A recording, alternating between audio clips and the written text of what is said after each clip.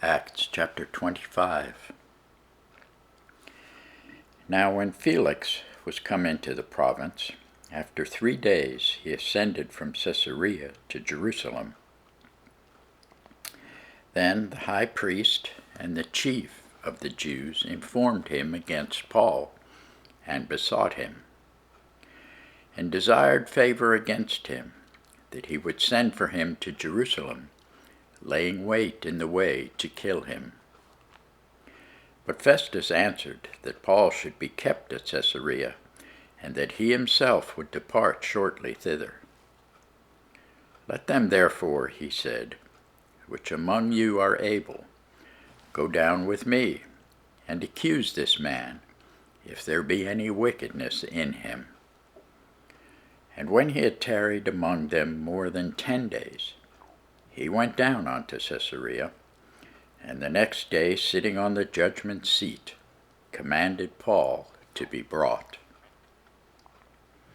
And when he was come, the Jews which came down from Jerusalem stood round about, and laid many and grievous complaints against Paul, which they could not prove.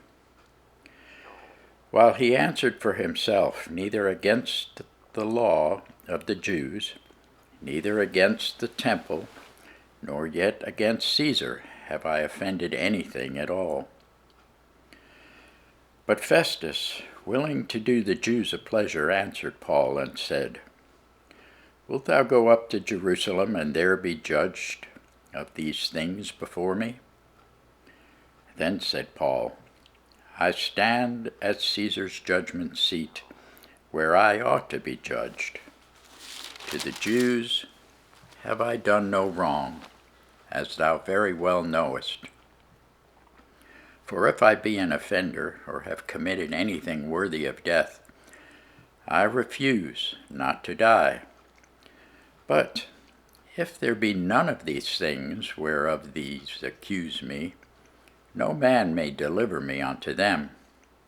I appeal unto Caesar. Then Festus, when he had conferred with the council, answered, Hast thou appealed unto Caesar? Unto Caesar shalt thou go. And after certain days, King Agrippa and Bernice came unto Caesarea to salute Festus. And when they had been there many days, Festus declared Paul's cause unto the king, saying, There is a certain man left in bonds by Felix, about whom, when I was at Jerusalem, the chief priests and the elders of the Jews informed me, desiring to have judgment against him.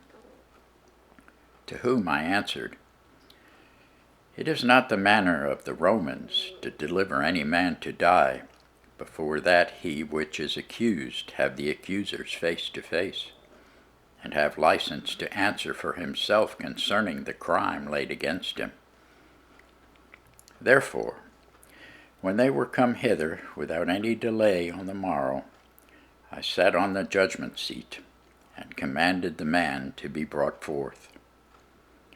Against whom, when the accusers stood up, they brought none accusation of such things as I supposed, but had certain questions against him of their own superstition, and of one Jesus, which was dead, whom Paul affirmed to be alive.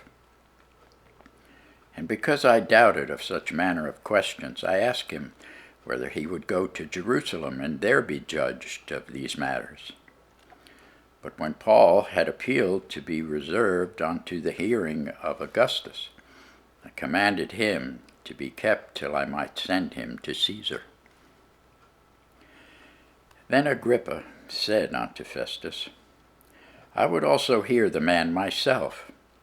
Tomorrow, said he, thou shalt hear him.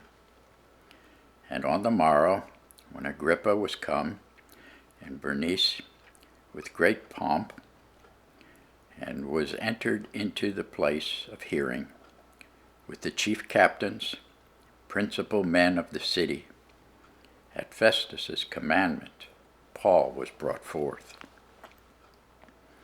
And Festus said, King Agrippa, and all men which are here present with us, ye see this man, about whom all the multitude of the Jews have dealt with me, both at Jerusalem and also here, crying that he ought not to live any longer.